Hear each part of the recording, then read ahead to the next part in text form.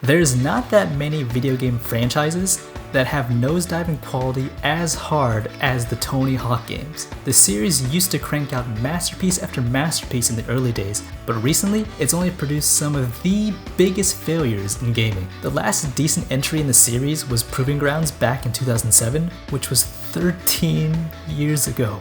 Oh boy, I am becoming an old man. And after Proving Grounds, the only noteworthy titles in the franchise was the infamous Tony Hawk Ride, which let you simulate what it's like to injure yourself while skateboarding.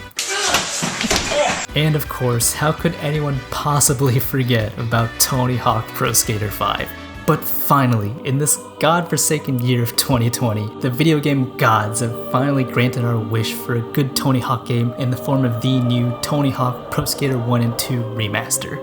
Well, new-ish, I guess, since Pro Skater 1 and 2 already had a remaster with Pro Skater HD, but I mean, no one really cared about that one anyway. Know your fucking place, trash! And since remakes and remasters are as popular as ever, it's pretty likely this won't be the last Tony Hawk game to be given a nice little facelift. And if that's the case, there has to be a remaster for what is arguably the best entry in the entire series. Tony Hawk's Underground. What made Underground stand out from previous Tony Hawk games was that it was the first to have a story. Also, you can now drive a car for some reason.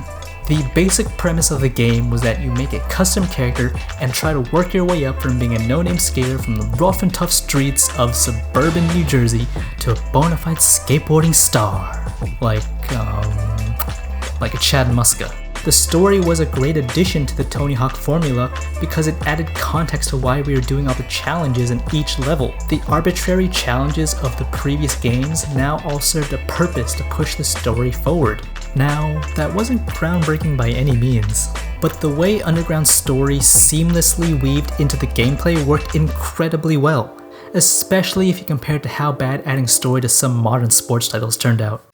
Who have thought About what? that a young buck like you could actually do the right thing and avoid getting his sorry I had a butt kicked teammate out the hold me game? back. He told me to chill. Why are we skating in a ditch? Because we're trying to jumpstart our skateboarding career by impressing Chad Muska. Why are we trying to win this skateboarding contest? It's so we can earn a sponsorship and live the big life, like Chad Muska. Why are we crashing into peanut carts around Manhattan and destroying people's jobs and ultimately ruining their lives since they probably won't be able to financially recover from having their source of income obliterated? And they'll probably fall into debt just trying to get their peanut cart business up and running again, all the while having to deal with the psychological damage caused by not being able to figure out why some random skateboarding maniac made their life nothing but a bottomless pit of pain and suffering? It's just so we could earn a ride to Tampa. So we could be like Chad Muska. Was our character a bad person? I totally forgot we got away with attempted murder in the first 30 minutes of this game. But of course, you cannot talk about Tony Hawk's Underground without mentioning Eric Sparrow. This character is what truly made Underground memorable. And by memorable, I mean that once you finish the game, you will never forget how much you hate Eric Sparrow. You and Eric start off the game as friends. You're just two skater boys from Jersey who got each other's backs. But whenever our character's big break is within our grasp, he rips it away from us with betrayal after betrayal. I've basically forgotten everything that happened in Underground 2 and American Wasteland, but the Hawaii rooftop tape and the tank in Moscow are two moments that have stuck with me ever since I first played the game as a kid 16 years ago. Underground's story is only 5 or 6 hours long, but it succeeded in genuinely motivating you to want to beat its villain, which is something most modern and much longer games fail to pull off.